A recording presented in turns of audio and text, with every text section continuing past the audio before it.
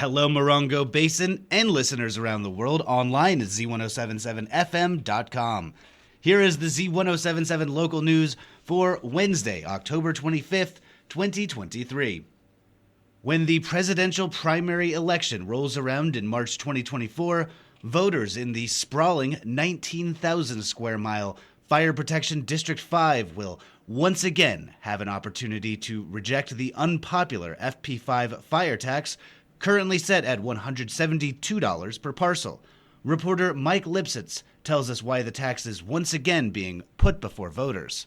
Voters chose to repeal the controversial FP5 fire tax on a ballot measure in 2022, but the county successfully overturned the will of the public in the courts. The tax in question generates $46.5 million annually for San Bernardino County Fire, 19% of the operating budget. By most accounts, it is not county fire that is the problem, but that the special tax was instituted without voter consent as required by the state constitution. Now that a new voter initiative calling for repeal of the fire tax has passed all the hurdles on the path to becoming a ballot measure, county supervisors yesterday had the choice to ratify the repeal or to again send it to the electorate. They chose to send it back to the same public that already voted for its repeal. So when county voters head to the polls March 5th to choose a presidential candidate, they will also have another opportunity to weigh in on the FP5 special tax. Reporting for Z107.7 News,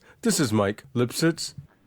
At last night's 29 Palms City Council meeting, city officials geared up to say goodbye to City Manager Frank Lucchino. Here's reporter Stacy Soley with the story.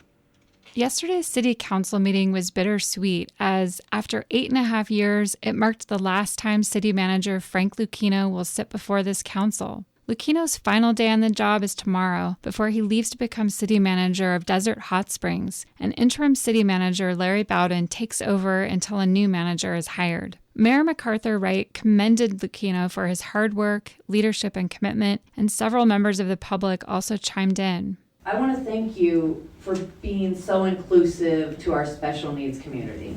He did that wonderful playground with the wheelchair ramp and everything else. You've just been an absolute blessing to the community, even when we didn't agree.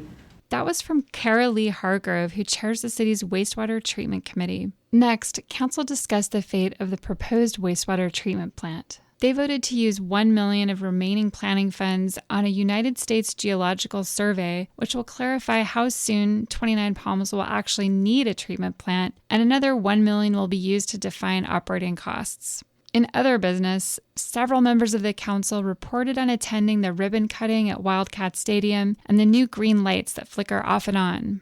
Council also voted to adopt and add an equity and social justice element to the city's general plan. And San Bernardino County Sheriff Shannon Dicus video-conferenced in to share crime statistics. Violent crime, for instance, went up 12% overall between 2021 and 2022. Eli Marshall of Paws and Palm Shelter requested $500,000 to fund a study for a new, larger, and modernized animal shelter. And members of the Public Arts Advisory Committee reported on the success of a free dance workshop at Freedom Plaza and a mentorship program that's teaching local artists how to bring more arts programming and funding to the city. This is Stacy Soley reporting from 29 Palms. The Yucca Valley Planning Commission discussed temporary special events in single-family residential zoning districts and changed design guidelines for mascots and statues at last night's meeting.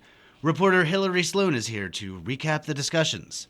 At last night's meeting, the Yucca Valley Planning Commission reviewed special events in residential areas. The commissioners examined audience and online comments, added thoughts and reflections, and instructed staff to return with changes at the next meeting. After an equally significant discussion at a previous meeting, staff presented a revised flexible guideline allowing mascots and statues as long as they follow the new rules. The changes will now go to the town Town Council to be approved. When asked if the Sinclair dinosaur and Big Bear Diners bear will return, Deputy Manager Shane Stuckel said there is a possibility the dinosaur has been sold. The bear statue at Big Bear Diner can be permitted after the rules are finalized. During the land development update report, staff said Evoke Modern is beginning the CEQA process. Quick Quack is opening tomorrow. Nice Dreams ISIS is in minor demolition work, and Starbucks West is in plan check. For more information on the meeting, see this story at Z107.7fm.com. For Z107.7, this is reporter Hillary Sloan.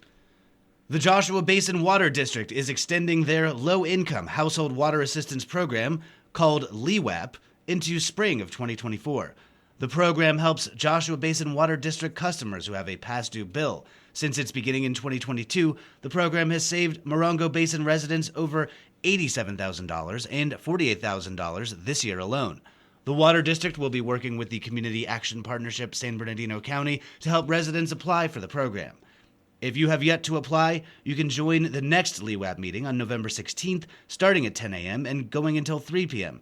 Bring your current water bill, ID, and all current household income. That includes state and federal assistance. The meeting will be at Joshua Basin Water District's boardroom at 61750 Choyita Road in Joshua Tree. You can find these details at this story on our website, z1077fm.com.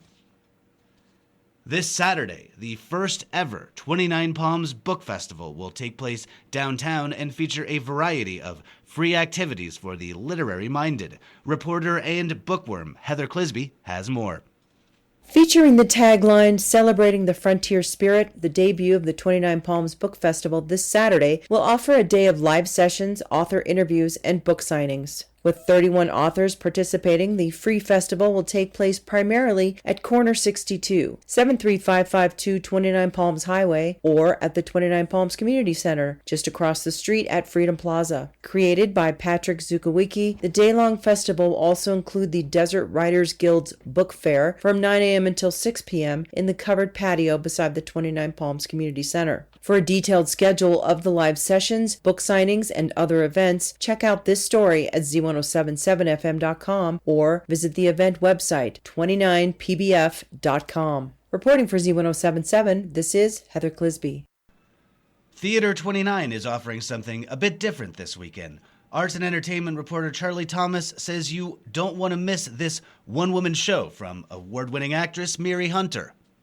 A unique and personal look at an artistic and spiritual journey will be a special presentation at Theater 29 on October 28th and 29th. Musings of a Black Woman in a Brown Desert is a one-person play following author and performer Miri Hunter as she moves from her Los Angeles loft and settles into life in the Mojave Desert. Is it the fulfillment of a promise to herself to find a place where she can just be? Or is it a continuation of the life she keeps trying to leave behind? The show will play two performances, 7 p.m. Saturday, October 28th, and a 2:30 p.m. matinee Sunday, October 29th. Tickets are $15 for regular admission, $12.50 for seniors and military, and $10 for children under 12 and students with ID. They are available now online at theater29.org or by calling the box office at 760-361-4151. Reporting for Z1077, this is Arts and Entertainment reporter Charlie Thomas. And finally, the Academy of College and Career Excellence is opening their new West End campus today with a ribbon-cutting ceremony.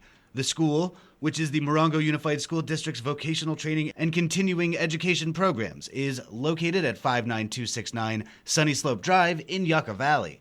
Students, staff, and everyone in the community is invited to the ribbon-cutting event, which begins at the campus at 5 p.m. today. That's our local news. Hear local news 7 times a day, 7 days a week at 7, 8, 9, noon, 4, 5, and 6. If you hear news happening, let us know about it. Email us at tips@z1077fm.com.